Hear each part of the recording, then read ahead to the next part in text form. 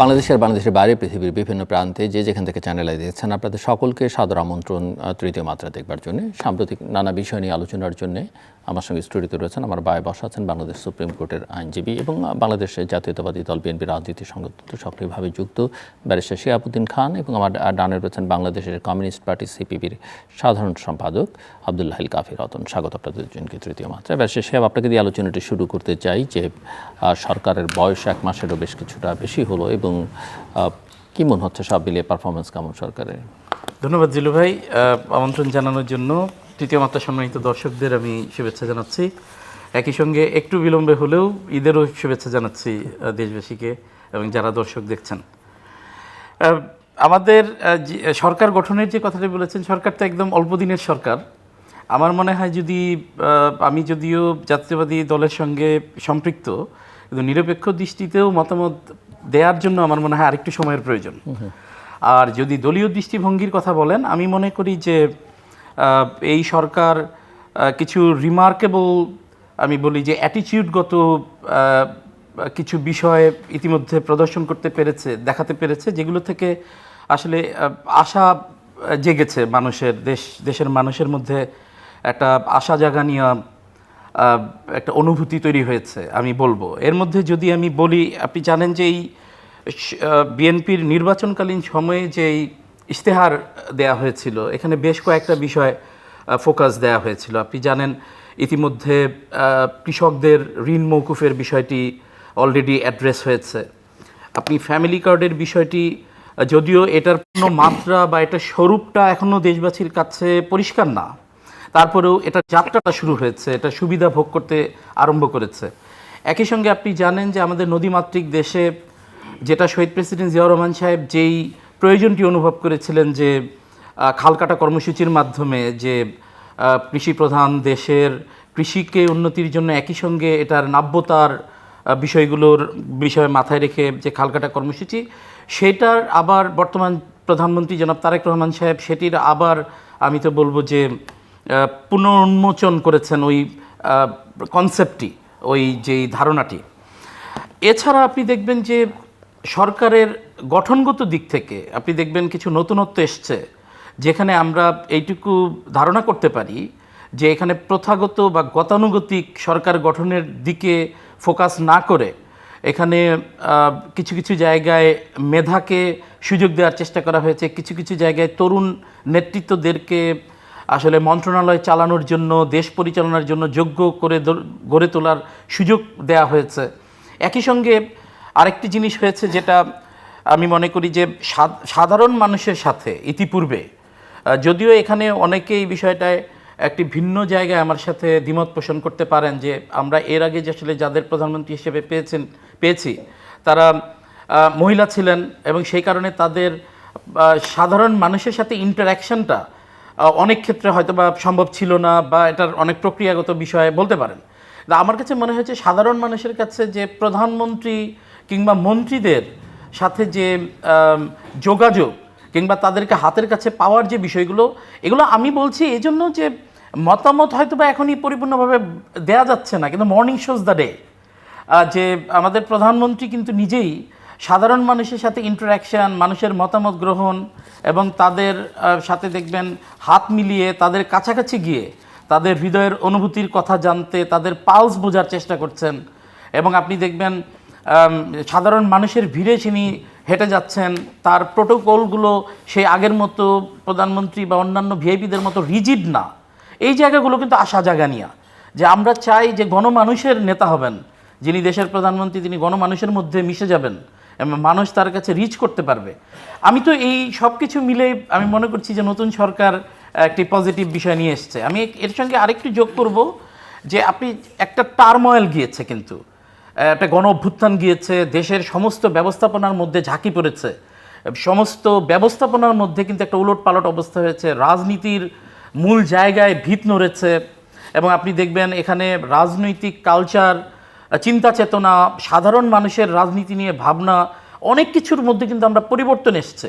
17 বছরের একটা জগদ্দল পাথর, দুর্নীতি, অপশাসন, ভীতি, ভয়, এগুলো কাটিয়ে একটা নতুন সরকার কিন্তু সফলভাবে বা তার যেটাকে নার্ভাস ব্রেকডাউন না করে সুন্দরভাবে যাত্রাটা শুরু করা কিন্তু সহজ কাজ নয়, যেটা আমি সাধুবাদ দিব মাননীয় প্রধানমন্ত্রীকে, যে যিনি তার সুযোগ্য নেতৃত্বে তিনি এই জায়গাটা অনেকটা স্থিরতার দিকে নিয়ে যেতে সক্ষম হয়েছেন। জি, ধন্যবাদ জিলু ভাই। এবং আমার টেবিলের অপর প্রান্ত থেকে কি দেখেন?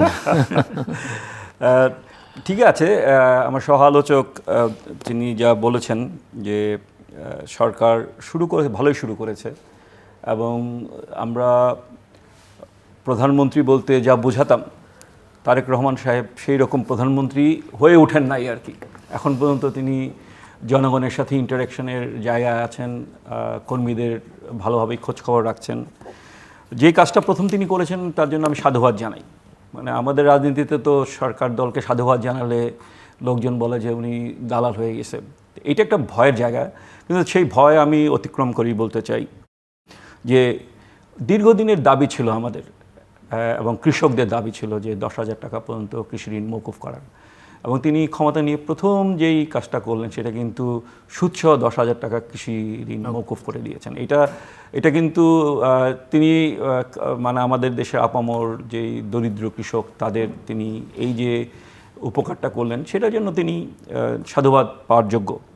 তারপরে যেই কথাগুলো উনি বললেন যে ফ্যামিলি কার্ড, তারপর খাল খনন কর্মসূচি, এবং আমি শুনছি যে এই এপ্রিল মাসেই হবে আবার স্বাস্থ্য কার্ড, সেগুলো আচরণগত সাংস্কৃতিক যেগুলি ওনার ড্রিম প্রজেক্ট ছিলেন। আই হ্যাভ এ প্ল্যানের মধ্যে যেগুলি ছিলেন।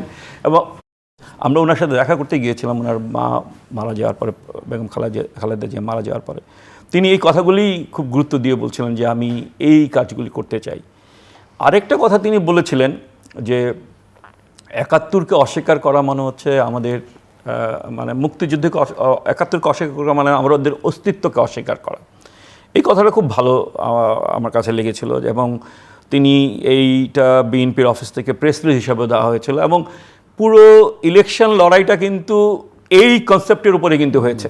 এটা স্বীকার করেন আর নাই স্বীকার করেন, উনি নিজেকে অনেক বেশি মুক্তিযুদ্ধের পক্ষের শক্তি হিসাবে, মুক্তিযুদ্ধের দল হিসাবে প্রজেক্ট করার চেষ্টা করেছেন, এবং অপোনেন্ট যে দল ছিল যারা 71 সালের মুক্তিযুদ্ধের শত্রু ছিলেন এবং মুক্তিযুদ্ধের সময় মানুষ হত্যার জন্য দায়ী, সেই শক্তিকে মোকাবেলা করার জন্য তিনি যেই অবস্থান নিয়েছিলেন সেটা দেশবাসীর কাছে অ্যাকসেপ্ট হয়েছে।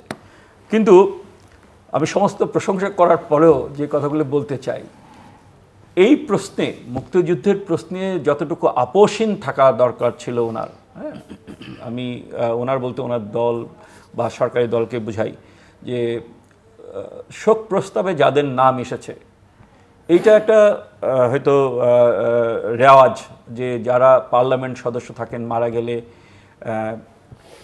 শোক প্রস্তাবে তাদের নাম থাকে। কিন্তু এই কথাটা আমি আমার সহ আলোচক একজন বিজ্ঞ আইনজীবী, আইনজ্ঞ, তার কাছেও আমি রাখতে চাই যে যিনি দণ্ডপ্রাপ্ত, যার দণ্ড কার্যকর হয়েছে, এমন ব্যক্তির নামও কি আপনি শোক প্রস্তাবে নেবেন কিনা?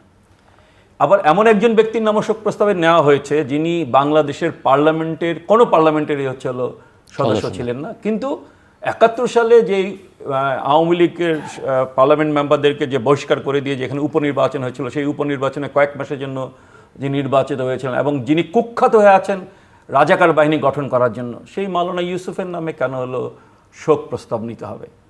এই যে আপোষটা, সেটা আমার মনে হয় দেশবাসী খুব ভালোভাবে নেয় নাই।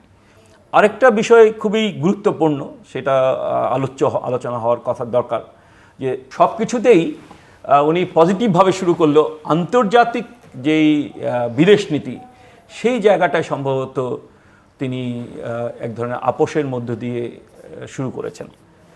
এইটা আমরা অতীতে 90-এর গণঅভ্যুত্থানের কর্মী ছিলাম, জিল্লু ভাই আপনিও ছিলেন, আমিও ছিলাম।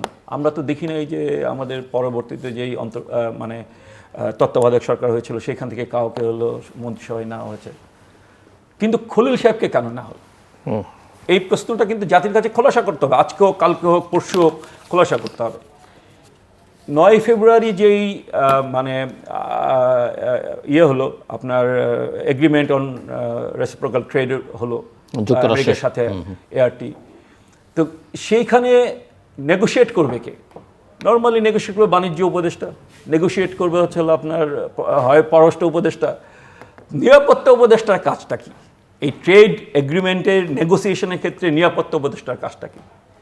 এবং এই যে বাণিজ্য চুক্তিটা হলো, এই বাণিজ্য চুক্তির 32 পাতার পাতায় পাতায় আপনার হলো আমাদের দেশের এক ধরনের হলো অধীনস্থতা আছে।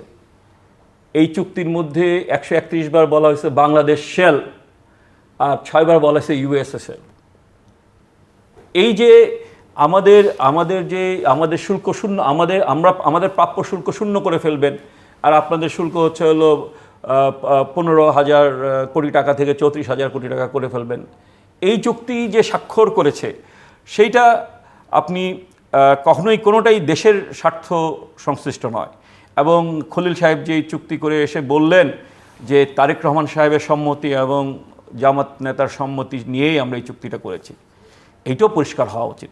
এটাও আমি প্রধানমন্ত্রীর কাছ থেকে আমরা জানতে চাই যে আসলে এইটাতে আপনার সম্মতি আছে কিনা।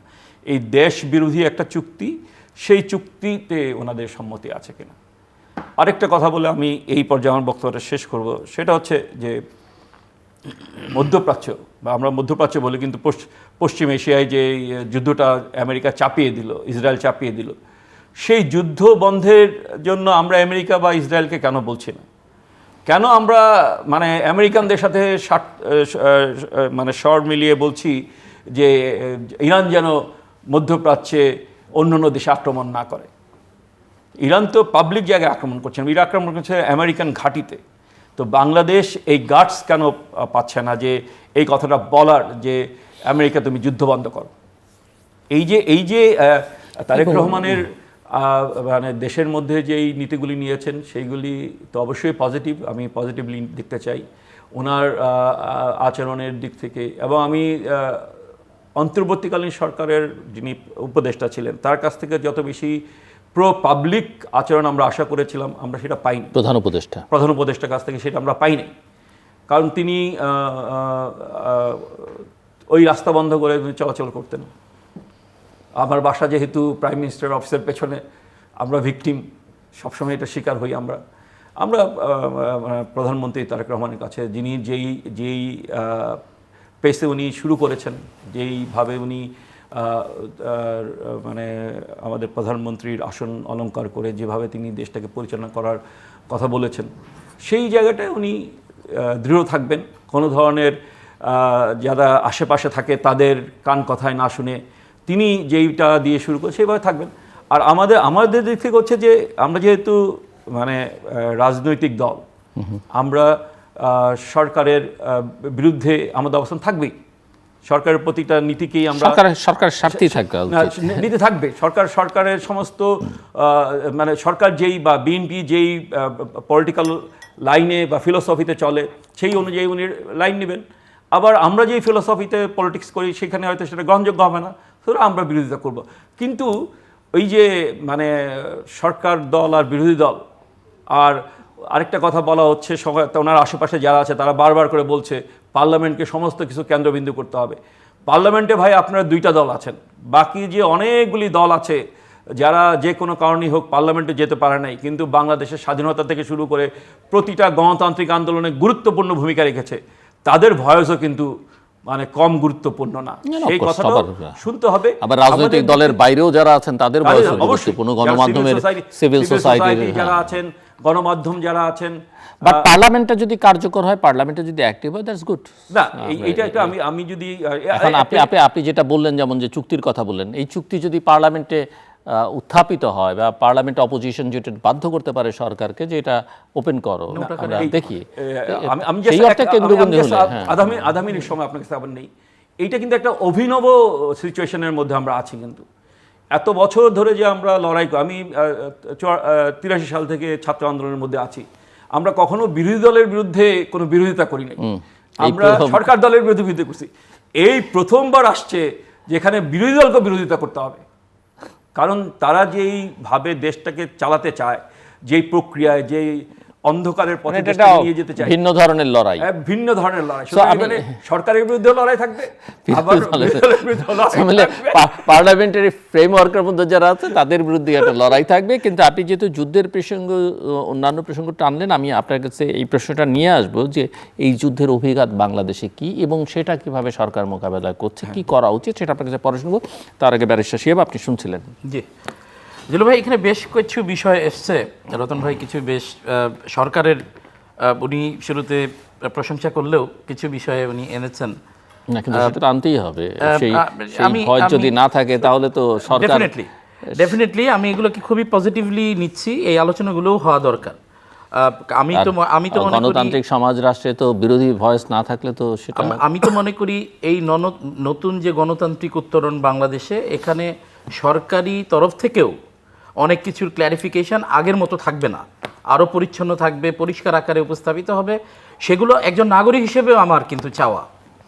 এখানে আপনি রতন ভাই একটি বিষয় কিন্তু স্বীকার করবেন যে এই গণ অভ্যুত্থানের পরে যেই একটা রেটরিক তৈরি হয়েছিল, যেইভাবে মুক্তিযুদ্ধের কে একটু কিছু কিছু জায়গায় মেলাইন করা, আন্ডারমাইন করা, আপনি কিন্তু স্বীকার করবেন যে বিএনপির দক্ষ নেতৃত্ব এবং স্ট্যান্ডের কারণে কিন্তু এই বিষয়টা কিন্তু রিভার্স করেছে। এবং আমি মনে করি বিএনপি যথেষ্ট রকমের 1971 সালের মুক্তিযুদ্ধকে ওন করে আমাদের যে সাবস্ট্যান্সিয়াল ব্যাকগ্রাউন্ড, সেটাকে মূল জায়গা ধরে কিন্তু পরবর্তী বিষয়গুলোর সিদ্ধান্তের জায়গার বা ক্ষেত্রের বিষয়ে কিন্তু আলোচনা হয়েছে। আপনি সংবিধান প্রশ্নে দেখবেন বিএনপির যে অবস্থান, একই সঙ্গে গণ অভ্যুত্থানকে যেমন শ্রদ্ধা জানানোর জায়গা দেখবেন, জুলাই গণ অভ্যুত্থানের প্রেক্ষিতে যে পরিবর্তনের জায়গাগুলো, সেটির প্রতি যেমন বিএনপির অবস্থান দেখবেন, একই সঙ্গে সাংবিধানিক যে ভিত্তি, মৌলিকত্ব, সেটার প্রতিও কিন্তু বিএনপি তার অবস্থান, শক্ত অবস্থান কিন্তু প্রদর্শন করেছে। এখন রাজনীতিতে কিছু কিছু জায়গা, কিছু কিছু বিষয় খুবই কৌশলগত।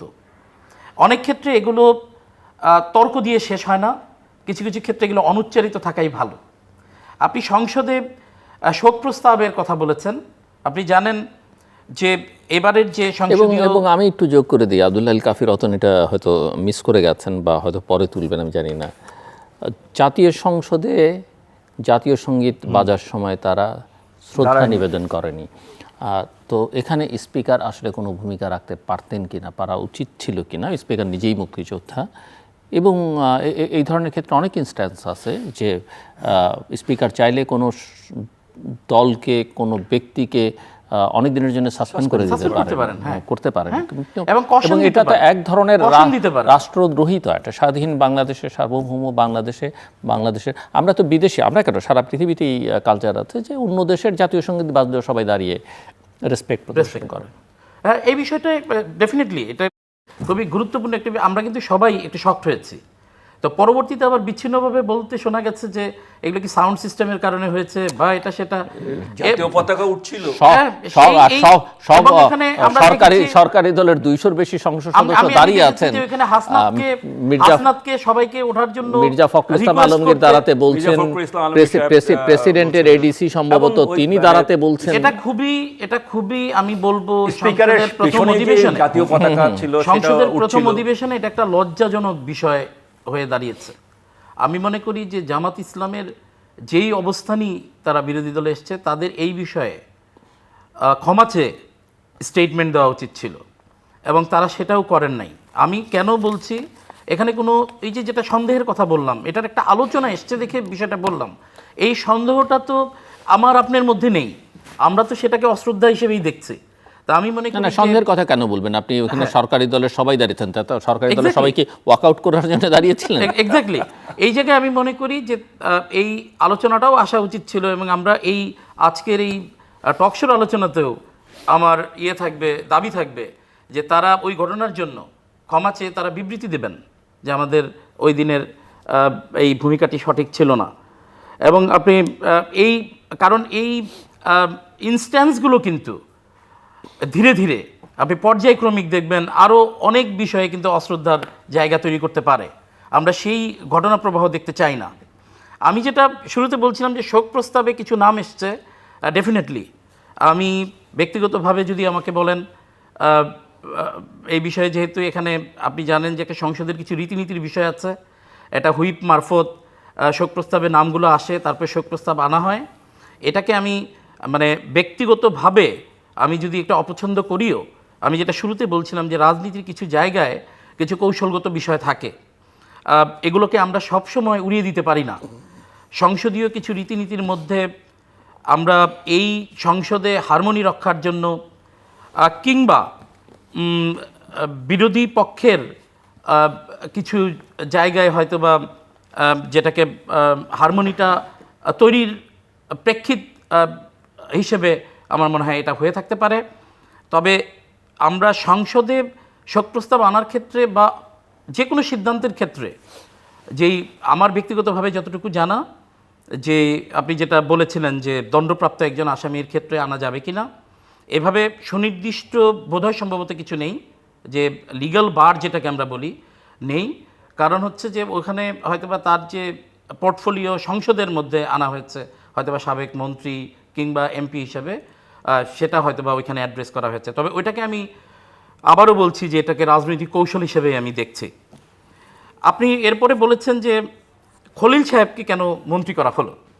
দেখুন, এই অন্তর্বর্তী সরকার যেটি, এটি কিন্তু কোনো রাজনৈতিক সরকার ছিল না। না, কিন্তু অন্তর্বর্তী সরকার তো নিরপেক্ষতা- নিরপেক্ষ সরকার ডেফিনেটলি ছিল। এখন আমরা এখন এখানে কেউ যদি একটি- বলে যে এই সূত্রে সরকারের সঙ্গে বিএনপির আগের থেকেই যোগাযোগ হ্যাঁ, ছিল এবং এই আলোচনা এসছে, যেটা জামাত বলে যে, বা ওই যে বিদেশ থেকে অনেকে বলছেন যে এই আলোচনায় এসছে প্রতিদিন যে এবং এই এদেরকে জিতিয়ে আলোচনা দেওয়া হয়েছে। আসাটা খুব অমূলকও নয়। তবে আমি এটাকে মনে করতে চাই যে অন্তর্বর্তী সরকারের সময় যে পররাষ্ট্রনীতির ধারাবাহিকতা, সেটাতে খলিল সাহেবকে যেভাবে ব্যবহার করা হয়েছে, এটার কিছু জায়গায় আমি মনে করি ওটার যে সিকোয়েন্সিয়াল জায়গাটা ঠিক রাখবার জন্য এবং সেই কর্মতৎপরতাগুলোকে যাতে ডিরেইল না হয়। আপনি জানেন যে অনেক কাজকর্মের মধ্যেই কিন্তু হঠাৎ করে একটা দপ্তরে মূল ব্যক্তিকে পরিবর্তন করলে অনেক সময় আপনার অনেক টেকনিক্যাল বিষয় থাকে। যদি ওই ব্যক্তি ব্যক্তিগতভাবে যোগ্য হন বা ওই পদের জন্য যোগ্য হন, আমার মনে হয় যে এই পর্যায়ে উনি তো পররাষ্ট্র দপ্তরে ছিলেন না, না। ছিলেন না, কিন্তু উনি যেই রোলটা প্লে করেছেন অন্তর্বর্তীকালীন সরকারের সময়, ওই রোলের সাথে আপনি জানেন যে আন্তর্জাতিক বিষয়ের যে সংযোগ, এটাকে আবার একেবারে আইসোলেটেড করা যাবে না। তা আমি মনে করি যে আপনি জানেন যে বৈশ্বিক রাজনীতিটা কিন্তু বাংলাদেশের জন্য যেরকমভাবে বিভিন্ন দেশের আলোচনা বা তাদের টেকনিক্যাল অনেক সিদ্ধান্তের সাথে জড়িত, আমি মনে করি যে অন্তর্বর্তী সরকারের যদিও ধারাবাহিকতা এই বর্তমান সরকার নয়, অন্তর্বর্তী সরকারের কোনো লিগ্যাসিও এই সরকার বহন করছে না, কিন্তু একজন ব্যক্তি যিনি কিছু টেকনিক্যাল দায়িত্ব পালন করেছেন, তাকে হয়তোবা এটা সাময়িকও হতে পারে। এবং আমি এটাকে এভাবে দেখব যে এটাও একটা ইনক্লুসিভনেস। যদিও এই আলোচনাটা আসতে পারে যে একটা সরকারের স্টেক হোল্ড আর একটা সরকারে আসলে নিরপেক্ষতার বিষয় বা নির্বাচনকালীন সময়ে এটার কোনো বোঝাপড়ার বিষয়ের বিতর্ক থাকতে পারে, কিন্তু আমি মনে করি এখানে ব্যক্তি খলিল সাহেবকে এই বর্তমান সরকার হয়তোবা এটা সাময়িক হোক কিংবা দীর্ঘমেয়াদী হোক প্রয়োজনীয় মনে করেছেন বলে তাকে দায়িত্ব দেওয়া হয়েছে। এটাও কিন্তু একই সঙ্গে কিন্তু মানতে হবে যে খলিল সাহেবের যে ইন্টারন্যাশনাল উইংয়ে তার চাকুরিগত বা তার ব্যক্তিগত তার অভিজ্ঞতা রয়েছে এবং উনি এই কাজগুলোতে কেউ কেউ স্কিল। প্রশ্ন করছে বিএনপির মতো একটা রাজনৈতিক দল, এত বড় রাজনৈতিক দল যার অতীতে বহুবার ক্ষমতা ছিল, তার নিজের ভেতর থেকে পররাষ্ট্রমন্ত্রী বানাবার মতো কেউ থাকলো মানে নাই বা তৈরি করা গেল না। একটি সরকার গঠন করতে গেলে জিলু ভাই, আমি মনে করি যে যিনি সরকার গঠন করেছেন, যা সরকার গঠন করেছেন, নিশ্চয়ই অথবা তার পলিটিক্যাল পেরিফেরির মধ্য থেকে নিশ্চয়ই কাউকে। এই আলোচনাগুলো, এই ভাবনাগুলো আছে এবং আমি আগেই বলেছি যে এটা সাময়িক সময়ের জন্যও হতে পারে। কারণ আপনি জানেন যে আমাদের সরকারের যে মন্ত্রী পরিষদ, সেটি কিন্তু আমরা সহসাই শুনছি যে এটা আবার রিশাফল হবে বা আবার পুনর্গঠন হওয়ার সম্ভাবনা আছে। প্রধানমন্ত্রী 6 মাসের একটা সময় দিয়েছেন মন্ত্রীদের বেঁধে। তো এই সব কিছু মিলে আমি মনে করি যে আমি আগেও বলেছি যে এই টার্মোয়েল, এই একটি পরিবর্তিত বাংলাদেশে নতুন সরকার গঠনের ওই প্রেক্ষিতটি। আরেকটা বিষয় আমি বলে একটু শেষ করতে চাই, যেটি হ্যাঁ, আপনি জানেন বাংলাদেশের সাথে মধ্যপ্রাচ্যের বিশেষ করে যেই রাষ্ট্রগুলোতে আমেরিকান বেজ আছে বলে ইরান আক্রমণ করেছে, তাদের সবার সাথে কূটনৈতিক সম্পর্ক খুবই ভালো, জোরদার।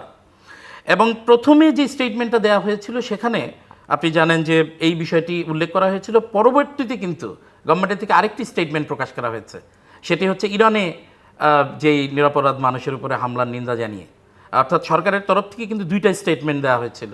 প্রথম স্টেটমেন্টটা বোধহয় রতন ভাই বলেছেন, ওটার মধ্যে একটু ফোকাস ছিল এই বিষয়টি, কিন্তু পরবর্তীতে কিন্তু আবার ইরান যুদ্ধে ইরানের যে ক্ষতিগ্রস্ত হওয়ার বিষয় বা ওখানে যাতে নিরপরাধ মানুষ প্রাণহানির শিকার না হন এই বিষয়ের উদ্বেগ জানিয়েও কিন্তু স্টেটমেন্ট দেওয়া হয়েছিল। তো আমি আপনার কাছে প্রশ্ন রেখেছিলাম যে যুদ্ধের অভিজ্ঞতা বাংলাদেশ এবং সেটা মোকাবেলার জন্য সরকারের পদক্ষেপগুলো কি দেখছেন, কারণ এটা বলতেই হচ্ছে যে যুদ্ধটা সরকার গঠনের পর হঠাৎ করে এসছে এবং শিহাব যথার্থই বলেছেন যে একটা ধ্বংসস্তূপের মধ্য থেকে যাত্রা শুরু করতে হয়েছে, তারপরে এত বড় দলের কিছু প্রস্তুতি থাকাই উচিত এবং উনি যখন বলছেন যে মর্নিং শোজ দ্য ডে, এই ক্ষেত্রেও সেটা প্রযোজ্য হওয়া উচিত বলে অনেকেই মনে করেন। ধন্যবাদ। আমি যেই কথাটা আলোচনা হচ্ছিল পার্লামেন্টে প্রথম দিন জাতিসংগীত নিয়ে, এটা খুবই ডেলিবারেটলি জামাত ইসলাম করেছে। কারণ হচ্ছে যে আমরা তো গত ধরেন জামাত ইসলাম প্রকাশ্যে কার্যক্রম শুরু করেছে ৭৮-৭৯ সালের দিকে। কোনো দিন তো শুনি নাই যে তাদের কোনো প্রোগ্রামে জাতিসংগীত বাজতে বা শিবিরের কোনো প্রোগ্রামে জাতিসংগীত বাজতে, এমন বা কোনো এবারই তারা প্রথম 21শে ফেব্রুয়ারিতে শহীদ মিনার গিয়ে বলেছেন যে আমরা রাষ্ট্রাচার পালন করতে এসেছি, এমনকি তারা কখনো স্মৃতিসৌধে যায় নাই। এই বিষয়গুলি নিয়ে আমাদের আরও ভাবা উচিত। মানে যদি তারা ক্রমান্বয়ে এই ধরনের ঘটনা ঘটাতে থাকে তাহলে সেই বিষয়গুলি নিয়ে স্পিকার, পার্লামেন্টারি আইন সেগুলিতে তাদেরকে ধরা উচিত। আরেকটা কথা আমি বলতে ভুলে গেছিলাম যে চাঁদাবাজি কিন্তু কমে নাই। এই জিনিসটা দেখা দরকার, নতুন সরকার, সেই সরকারকে এই বিষয়টা দেখা দরকার যে চাঁদাবাজি কিভাবে মানুষের জীবনকে এবং মানে এই নির্বাচনের সময় বা পুরো ১.৫ বছর ধরে জামাত ইসলাম যেভাবে বিএনপিকে দেখাতে চেয়েছে যে চাঁদাবাজদের দল, সুতরাং সেই জায়গাটায় বিএনপির কঠোরভাবে দলীয় কর্মী থেকে শুরু করে ইভেন কি জামাত ইসলাম চাঁদাবাজি করতেছে তাদেরকেও কঠোরভাবে এটা এখানে ধরা দরকার। জিলু, আপনি যে কথাটা বলছিলেন সেটা তো সেই আশঙ্কা তো আমাদের বিএনপির মহাসচিব জনাব মির্জা ফখরুল ইসলাম আলমগীর তিনি করেছেন যে মানে আমাদের খুবই কম সময়ের মধ্যেই হয়তো দ্রব্যমূল্য অনেক রকম পরিবর্তন ঘটতে পারে। প্রথম কথা হচ্ছে যে আমাদের মানে আপনি মানে যেই গ্যাস পাওয়ার সব কিছু মিলেই একটা সংকট তৈরি হবে। হরমুজ প্রণালীতে ভারতকে সুযোগ দিল, বাংলাদেশে কিন্তু ইরান সুযোগ দিচ্ছে না। সুতরাং তেলের দাম বাড়বেই এবং তেলের দাম নিয়ে তো আমরা স্বাধীনভাবে ভূমিকা পালন করতে পারছি না, যেহেতু আমাদের উপরে এম্বার্গো ছিল, আমাদের উপরে বাণিজ্য নিষেধাজ্ঞা ছিল বা রাশিয়ার উপর বাণিজ্য নিষেধাজ্ঞা ছিল, সেই জন্য কম দামে তেলও আমরা কিনতে পারছি না। কেনার জন্য আমাদেরকে মার্কিন যুক্তরাষ্ট্রের কাছে পারমিশন চাইতে হচ্ছে। শুধু এটা আমাদের জন্য না, আমি বাংলাদেশকে তো সব করছি না, ভারতের মতো প্রভাবশালী দেশকেও তাদের মার্কিন যুক্তরাষ্ট্রের কাছে তেল কেনার জন্য অনুমোদন চাইতে হয়েছে। সেইভাবে রাশিয়ার কাছ থেকে তেল কেনার জন্য অনুমোদন চাইতে হয়েছে, যদিও আমেরিকা এক মাসের জন্য সেই নিষেধাজ্ঞা তুলে নিয়ে গেছে এবং রাশিয়া সেই সুযোগে তাদের তেলের দামও বাড়িয়ে দিয়েছে এবং এক মাসে 1 বছরের ব্যবসা সে করে ফেলছে। তো এই যে মানে তেলের দাম বৃদ্ধির কারণে যে এটার যে অভিঘাত প্রতিটা উৎপাদনে কিন্তু পড়বে। এখানে সরকারকে বিদ্যুতের দাম বাড়াইতে হবে, বিদ্যুতের দাম বাড়ালে হচ্ছিল আপনার সামনে মানে না একটা জটিল মানে একটা সংকটের মধ্যে আমরা পড়ব। সেইটা আমরা কিভাবে মোকাবেলা করব এবং সেইটা মোকাবেলা যদি করা না যায় এবং ধারণা করা হচ্ছে পৃথিবী একটা দীর্ঘমেয়াদী মন্দা পরিস্থিতির মধ্যে পড়তে পারে এবং সেই মন্দা পরিস্থিতি পড়লে কি হবে যে আমাদের যেই মানে প্রধান এক্সপোর্ট, সেই এক্সপোর্ট তো আমরা মানে বিশালভাবে আমাদের কমে যাবে এবং আমাদের সবচেয়ে বেশি চিন্তা করা দরকার যে এই যে পশ্চিম এশিয়া বলেন আর মধ্যপ্রাচ্যই বলেন, এখানে তো আমাদের প্রায় 80 লাখ থেকে 1 কোটি মানুষ কাজ করে। এই মানুষগুলির কি হবে যদি তাদের মানে অর্থনৈতিক অবস্থা দুর্বল হয়ে যায়? কাতার বলছে যে তার যেই তেলক্ষেত্র আক্রমণ করেছে ইরান, সেটা রিগেইন করতে তার 5-6 বছর লেগে যাবে। তো এই ধরনের যে ক্ষেত্র হবে, আপনি ইরান আক্রমণ করবে আমেরিকা আক্রমণ করবে ইরানকে, ইরান আক্রমণ করবে অন্য দেশগুলিকে, 12টা দেশকে আক্রমণ করেছে ইরান। ফলে এই যে এগুলি তো তেল সমৃদ্ধ দেশ, এবং ইন্টারেস্টিং হচ্ছে হরমুজ প্রণালী রক্ষার জন্য কিন্তু মানে মার্কিন যুক্তরাষ্ট্র খুবই হতাশ, তার ডাকে কেউ সাড়া দিচ্ছে না। এখন হয়তো কিছু লোক সাড়া দিচ্ছে, আবার মার্কিন যুক্তরাষ্ট্র হয়তো যুদ্ধ বন্ধ করার দিকেও এগিয়ে যাচ্ছে। তার যে এই যে আনবাজেটেড একটা লড়াই তাকে করতে হল, যেটার মধ্যে কোনো বাজেট নাই। আমেরিকাতে তো এটার জন্য, এই যুদ্ধের জন্য তো কোনো বাজেট ছিল না। এইটাতে আমেরিকান পিপলদের একটা বড় ধরনের উষ্মা তৈরি করবে, এবং সবচেয়ে বেশি ক্ষতিগ্রস্ত হবে তো ইউরোপে যদি আপনার এই যে জ্বালানি সরবরাহ না থাকে, তাহলে ইউরোপ ক্ষতিগ্রস্ত হবে সবচেয়ে বেশি। এবং ইউরোপ ক্ষতিগ্রস্ত হলে আমরা ইউরোপে একটা বড় অংশের গার্মেন্টস রপ্তানি করি, সেটার অভিঘাত আমাদের উপর পড়বে। আমেরিকা যদি ক্রয় কম করে দেয়, তাহলে অভিঘাত আমাদের উপর পড়বে। কারণ আমাদের তো এই এক্সপোর্ট বাস্কেট তো এই ইউরোপ আর আমেরিকাই। ফলে তাদের যদি অর্থনৈতিক মন্দা তৈরি হয়, তাহলে আমরা তাদের কি বলে প্রান্তস্থিত সুতরাং আমাদের অবস্থা তো আরও অনেক খারাপ হবে, যেটার মানে ইঙ্গিত মির্জা ফখরুল ইসলাম আলমগীর সাহেব দিয়েছেন। এবং সেইখান থেকে আমাদের কিভাবে মানে আমাদেরকে কৃচ্ছতা সাধন করতে হবে, কিভাবে এইগুলি কিন্তু এখনই দেখা দরকার। আমাদের যে এই বিদেশে পাচার হওয়া সম্পদ, সেগুলি কিভাবে আমরা আনতে পারি, সেগুলিও বিবেচনা, এগুলি অনেক লং হবে, কিন্তু সেগুলি আমাদের আনা খুব জরুরি আর কি। জি, ডেফিনেটলি। প্রস্তুতিটা আপনি যেটা মর্নিং শো দ্য ডে, তো এই ধরনের ক্রাইসিস মোকাবেলার জন্য প্রস্তুতি দেখা যাচ্ছে কি না, বা আগের থেকেই যে কি হলে কি হতে পারে সেরকম কোনো? আমি তো মানে ভাইয়ের আলোচনা শুনতে বরং কোনো ক্ষেত্রে আমরা দেখছি যে সরকারের দিক থেকে বলা হচ্ছে, মানে বিগত সরকারের সময়, বিগত বলতে অন্তর্বর্তী এবং তার আগের সরকারের সময়, যে কোনো সংকট নেই, সব ঠিক আছে। এক ধরনের ডিনায়াল, এক ধরনের, আমি মনে করি ওই যে অ্যাপ্রোচটি সংকটকে লুকানো কিংবা জনরোষের চিন্তা করে যে কোনো বিষয়কে মানুষকে মিথ্যা বুঝ দেওয়া, এই টেন্ডেন্সিটা সরকার পরিচালনার ক্ষেত্রে আমি তো মনে করি খুবই বুমেরাং হয়, এবং আলটিমেটলি সেটা তো আমরা দেখলামই পরিণতি কি হয়। আমি মনে করি এই সরকার, এটা আমার নাগরিক হিসেবে, এক রাজনৈতিক কর্মী হিসেবে আমার দাবি থাকবে, যে কোনো সংকটকে জনগণের সামনে ওপেন করে দেন, জনগণকে সংকটটা বুঝতে দেন। এখানে মানুষ, এই যে আমরা আলোচনা করছি, প্রতিনিয়ত আলোচনা হচ্ছে, এই আলোচনাগুলো আসুক যে সরকার এটার ব্যাখ্যা দিয়েছে, এই সংকটটা কেন হচ্ছে, এখানে কেন আমরা কিছু ডিফারেন্স দেখতে পাচ্ছি, এটার কারণ সরকার দিয়েছে, রাদার দ্যান শোয়িং যে না আমরা সব ট্যাকেল করে ফেলবো, এটা হয়ে যাবে। তেলের যে সংকটের বিষয়টা, আমি মনে করি দুইটা এটার অ্যাপ্রোচ আছে। একটি হচ্ছে প্র্যাকটিক্যাল, যেটা আসলেই এই যে যুদ্ধকালীন সময়ে, যেহেতু তেল সমৃদ্ধ দেশ, মধ্যপ্রাচ্যের এই টার্মোয়েলের সময়ে তেলের সংকট বা সাপ্লাই যদি পরিপূর্ণভাবে বন্ধ হয়ে গিয়ে নাও থাকে, মানে আমরা সাধারণভাবে যেটা বুঝি, এটার কিছু বাধা বিঘ্নতা তো তৈরি হয়েছে। এটার ডেফিনেটলি উৎপাদনের ক্ষেত্রে, সাপ্লাইয়ের ক্ষেত্রে কিছু সমস্যা তো তৈরি হয়েছে। সেটার রিফ্লেকশন তো আমরা যারা ইম্পোর্ট করি, আমাদের যারা ইম্পোর্ট করে জ্বালানি সংগ্রহ করে চলতে হয়, তাদের তো পড়বেই। আরেকটি বিষয়ে আমি সাইকোলজিক্যাল অ্যাপ্রোচ বলি। আপনি দেখবেন, আমি ব্যক্তিগতভাবে শুনে খুব অবাক হয়েছি, এখানে প্রচুর মানুষ নাকি তেল সংগ্রহ করে নিজের গাড়িতে ভরেছেন, আবার উনি ঘুরে গিয়ে তেল নিয়ে ওটাকে আবার স্টক করেছেন। কিন্তু এটা কিন্তু মানে এটা মাথায় রেখেই কিন্তু সরকারকে প্ল্যান করতে হবে। এটা সারা পৃথিবীতেই সংকটকালে কিছু মানুষ করে, অসাধু মানুষ করে, কিন্তু মানুষ যেটা করবে না সেটা আমি ওইটাই বলছি যে এটার মধ্যে কিছু বিষয় আছে বাস্তবিক, কিছু কৃত্রিমতা নির্ভর।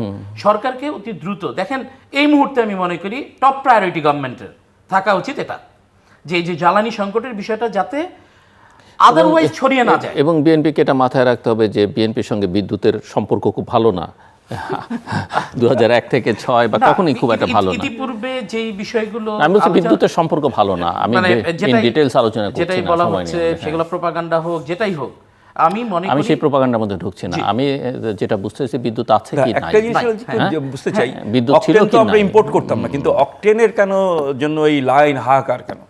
অকটেন তো আমাদের না, বিদ্যুতের যে সংকটের বিষয়টি আমি মনে করি যে বর্তমান সরকার এটাকে টপ প্রায়োরিটি দিচ্ছে। তবে হ্যাঁ, বিদ্যুতের যে সংকটের বিষয়টি আমি মনে করি যে বর্তমান সরকার এটাকে টপ প্রায়োরিটি দিচ্ছে। তবে হ্যাঁ, বিদ্যুতের যে সংকটের বিষয়টি আমি মনে করি যে বর্তমান সরকার এটাকে টপ প্রায়োরিটি দিচ্ছে। সরকার গঠনের ঠিক পরপরই এ ধরনের একটা ম্যাসাকার যে হবে বা ওয়ার্ল্ডের যে অন্তত জ্বালানির ক্ষেত্রে যে এই ধরনের একটা অনিশ্চয়তা দেখা দিবে, এটা তো আর ধারণায় ছিল না। এটাও আমার মনে হয় যে একটু বুঝে নিয়ে কিছু স্টেপ নিতে, হয়তো বা বেগ পাওয়ার বিষয়ে বলবো না, মানে সময় নেওয়াতে, বাট এখানে আমি মনে করি না যে খুব বেশি সময় নেওয়ার সুযোগ আছে। জনগণকে আস্থায় নিয়ে আসতে হবে। এখানে যদি আমাদের লিমিটের বিষয় থাকে বা কৃচ্ছতা সাধনের যে বিষয়গুলো থাকে, গভর্নমেন্টের তরফ থেকে আমি মনে করি ইমিডিয়েট ফর্মুলা দেওয়া উচিত। এবং সেটা যারা জ্বালানি তেল বিক্রি করেন অর্থাৎ ফিলিং স্টেশনসগুলো, একই সাথে যারা ভোক্তা তাদের জন্য আমি মনে করি যে সেটার ওয়ে আউট গভর্নমেন্টের তরফ থেকে দিয়ে দেওয়া উচিত। এবং এখন টপ প্রায়োরিটি এটাই হওয়া উচিত। এটা সত্য যে যদি এটার মিসম্যানেজমেন্ট হয় এবং এই যুদ্ধ যদি দীর্ঘায়িত হয় এবং তেলের বিষয়গুলোর সাপ্লাইয়ের ক্ষেত্রে যদি সুরাহাগত জায়গাটি যদি বিলম্বিত হয়, তাহলে তো অবশ্যই আমাদের এখানে কিছু প্রভাব অল্প হোক বেশি হোক পড়বে। তো সেই আপৎকালীন সময়ে সরকারের অবস্থান কি হবে সেটি আমি মনে করি যে এখনই ওয়ে আউট বাতলে দেওয়া সরকারের পক্ষ থেকে প্রয়োজন। আর যেটা দ্রব্যমূল্যের বিষয়ে বলেছেন, এই সমস্ত কিছুই কিন্তু আমি মনে করি যে গভর্নমেন্টের ওই আদলে নেওয়া উচিত। এই জ্বালানির বিষয়গুলো যদি একবার ইস্টাবলিশড হয় যে সংকটের কারণে এখানে পরিবহনের সমস্যা হচ্ছে, সংকটের কারণে এটা করা যাচ্ছে না ওটা করা যাচ্ছে না, তাহলে কিন্তু অন্যান্য বিষয়ে সেটা রিফ্লেক্ট করবে। একই সঙ্গে সেটা বিদ্যুৎ ব্যবস্থাপনায় করবে, একই সঙ্গে বেসরকারি সেক্টরের উৎপাদন ব্যবস্থাপনায় করবে, আমাদের যেগুলি প্রোডাকশন হাউস যেগুলি এয়া নির্ভর বা জ্বালানি নির্ভর সেগুলোতেও পড়তে পারে। আমি জিলুর ভাই আরেকটা জায়গায় যেটা যেতে চাচ্ছিলাম সেটি হলো যে আপনি জানেন সরকার খুবই দক্ষতার সাথে, আপনি কিন্তু আমাদের একটি সম্ভাবনা দেখা দিয়েছিল যে এই সংসদের প্রথম অধিবেশন এটা কি সেই পুরনো আদলে একটা ফেইল ওয়ের দিকে, অর্থাৎ সরকারি বেসরকারি তাদের যে দূরত্ব, সংসদের অভ্যন্তরীণ পরিবেশ, যদি আপনি বলেন আমি এখন এই আলোচনাটা একটু আনতে পারি, সময় নেই আমার সময় নেই, আমি ছোট করে শেষই আসলে করতে হবে। আমি ছোট করে জাস্ট বলতে চাচ্ছি যে এই যে সম্ভাবনাটা ছিল, বিশেষ করে জুলাই জাতীয় সনদ, আপনি জানেন যে সংবিধান সংস্কার পরিষদ গঠনের এই বিষয়গুলো আপনি দেখবেন যে আমি এই তৃতীয় মাত্রার আলোচনায় বলেছিলাম যে অন্তর্বর্তী সরকার এই ইংরেজদের শাসন থেকে ভারত পাকিস্তান বাংলাদেশকে ভাগ করবার সময় বলা হয়ে থাকে ইংরেজরা যেই কিছু সমস্যা রেখে গিয়েছিল যেটা আমরা এখন পর্যন্ত টেনে বেড়াচ্ছি,